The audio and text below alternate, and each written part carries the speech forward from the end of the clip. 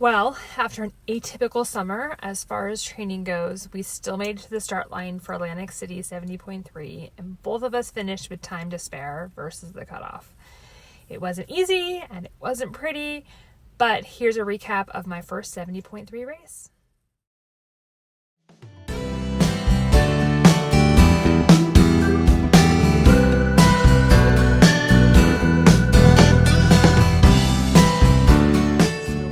For Atlantic City 70.3. We did our race briefing, we got our packets all booked in, picked up, bikes all checked in, and we're ready to go. We're staying at this really cute little Airbnb, just literally like 3.5 blocks away from Bader Field, so that's fantastic. So we can sleep in as late as possible before our early start tomorrow morning. And we just had some dinner. Nice quiet time, and even though it is 6:30, we're getting ready to wind down and go to bed soon so we can get a full night's sleep before race morning tomorrow. A little bit nervous, a little excited, definitely got the butterflies going a little bit.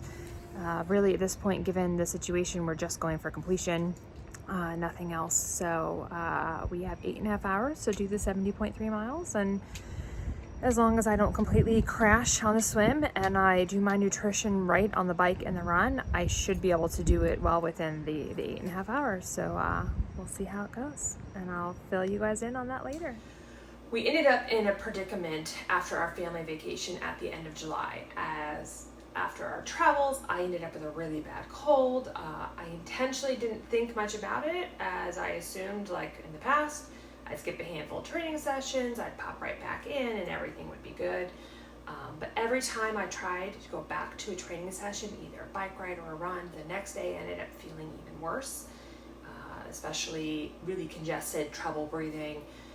I didn't even think about trying to get in a swim because of that congestion. I wasn't sure I'd be able to breathe in the pool. On top of all that, the longer run that we did when we were in Alaska on our family vacation, I tweaked my knee a little bit, and didn't get any of my strength training, meaning my knee wasn't really getting better. So initially we thought we should just pull out of Atlantic City and just do a few shorter local races in September instead. But after about a 3.5 week break from training, I got back into it. I finally felt better, and I actually felt a lot better than I thought I would after missing all that time. So definitely lost some of my strength on the bike. My run speed slowed down considerably, but I realized there was a good chance that I could actually still complete the race. I'd had a good enough base sessions earlier in the season. Now, my initial goal going into the race was to see if I could be competitive in my age group. No idea if I could be, but thought it was worth a try. It was definitely a stretch goal for the season, but something I thought with the right focus and training I might be able to actually pull off.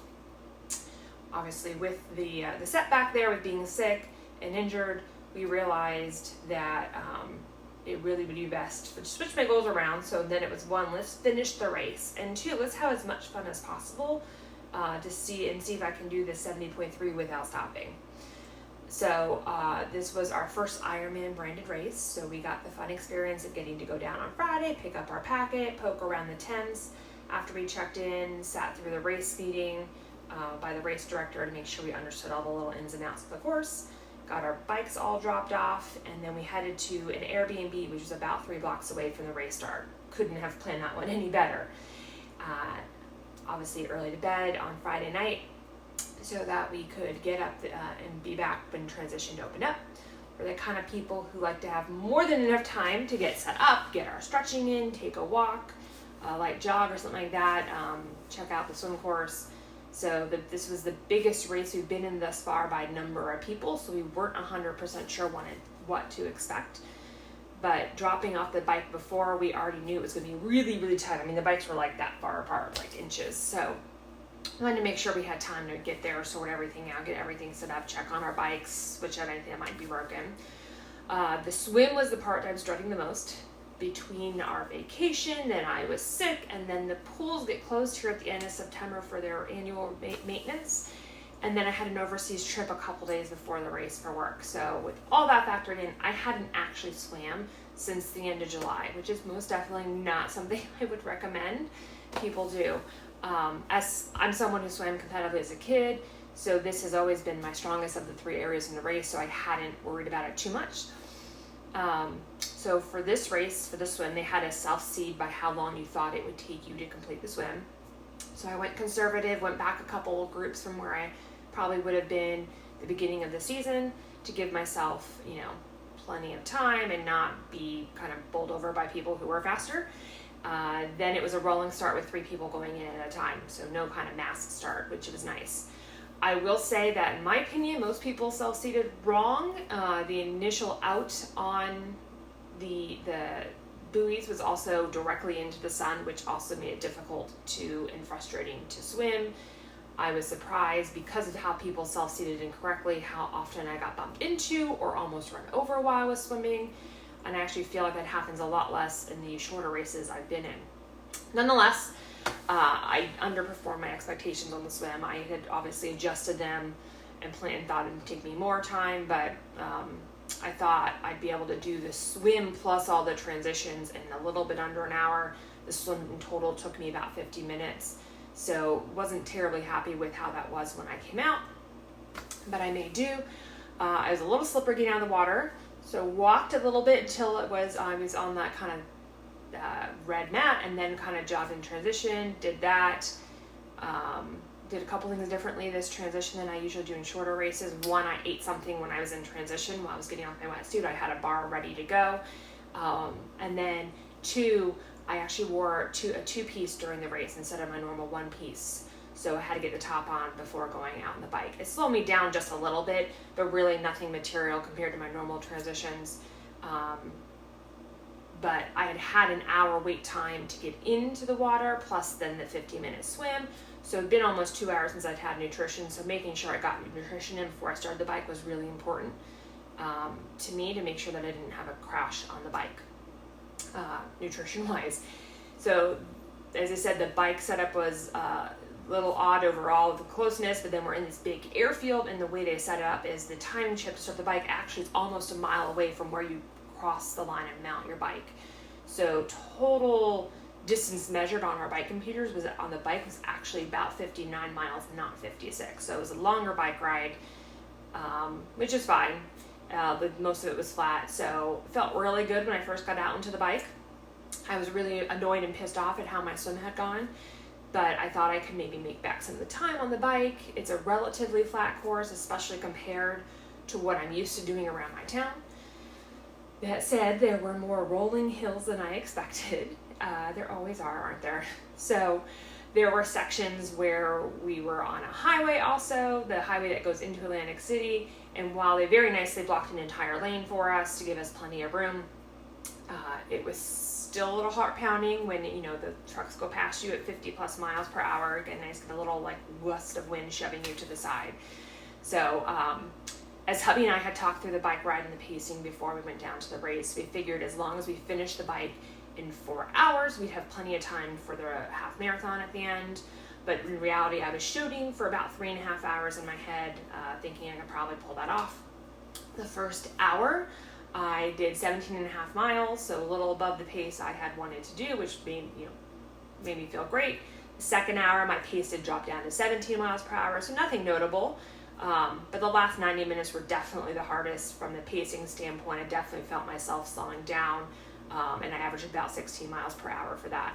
I had my nutrition with me on the bike, and I did follow my nutrition plan, which is exactly what we've been doing on our long rides. But I definitely started to feel it, especially the last 30 minutes on the bike.